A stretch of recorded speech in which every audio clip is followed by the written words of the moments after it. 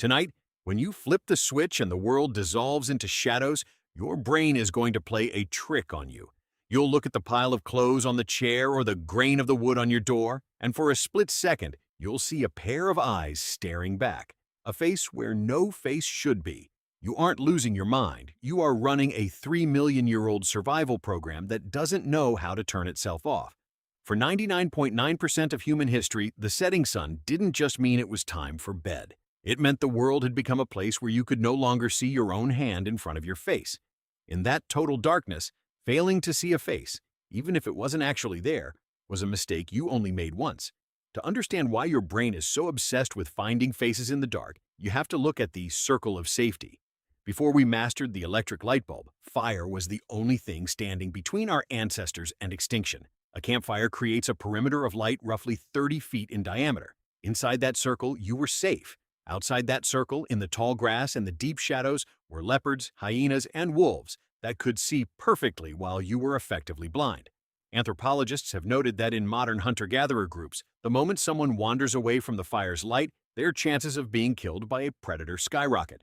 Because of this, evolution didn't reward the accurate brain, it rewarded the paranoid one. If you saw a face in the shadows and it turned out to be a bush, you felt a moment of embarrassment and moved on. But if you saw a bush and it turned out to be a leopard, your lineage ended that night. This is a false positive versus a false negative. In the game of survival, we are the descendants of the people who were wrong 99% of the time, because that 1% saved their lives. But the obsession with faces goes deeper than just avoiding predators. To our ancestors, a face in the dark wasn't just a threat from a different species. It was often a threat from our own. For most of human history, the night was a time of intense vulnerability. Before we had the luxury of locks and alarm systems, being out at night was often considered suspicious or illegal, belonging only to the supernatural or those with ill intent. Our brains evolved to be hyper-attuned to the specific geometry of a human face, because identifying a person in the dark was the most critical social signal we had. This hypersensitivity is built into our hardware. Think about your brain for a second. It is only 2% of your body weight, but it consumes a massive 20% of your daily calories. It is an expensive machine that needs to be efficient. Because processing raw sensory data takes an enormous amount of energy, the brain uses shortcuts. Instead of analyzing every single shadow individually, it runs a pattern matching software. It looks for the basic T-shape of eyes and a nose. The moment it finds that shape, it overlays a face onto your vision before you even have a chance to think about it.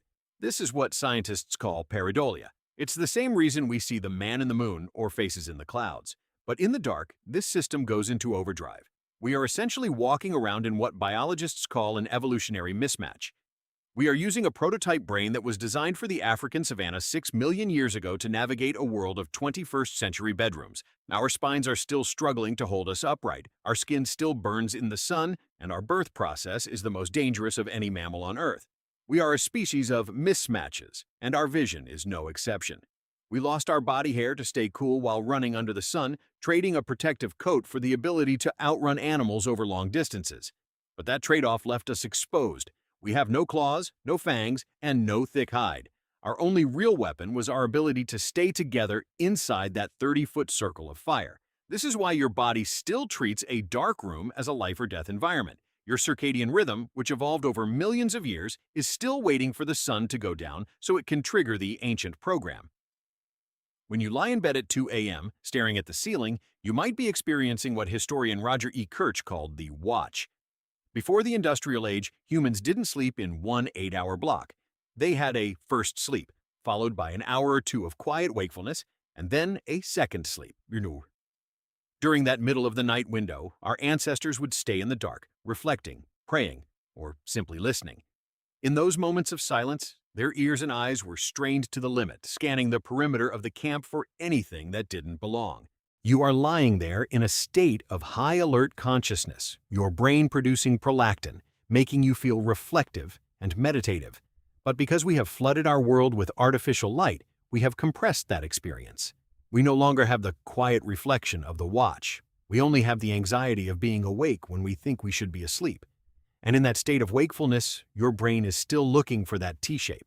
It's looking for the face of the intruder, the predator, or the rival. It is searching the shadows for the same thing it has searched for 300,000 years. Even if you know, logically, that you are alone in a locked apartment, your prototype wiring doesn't care about logic. It cares about the fact that your eyes are terrible in the dark and the things that eat humans are not. This is why you can't help but see a face in the curtain or a figure in the corner of your eye. Your brain is essentially overclocking its pattern recognition to compensate for your lack of night vision. It would rather keep you awake and terrified of a coat rack than let you sleep through the arrival of a threat. We are the survivors of a long line of ancestors who were afraid of the dark, and that fear is the only reason we are here today. The next time you see a face staring at you from the shadows of your bedroom, don't be annoyed by your brain's paranoia. That false positive is actually a 3 million-year-old love letter from your ancestors, designed to make sure you're still here to see the sun come up. If you want to understand more about the strange ways your ancient past is still controlling your modern life, make sure to look at the patterns around you. You might be surprised by what's actually looking back.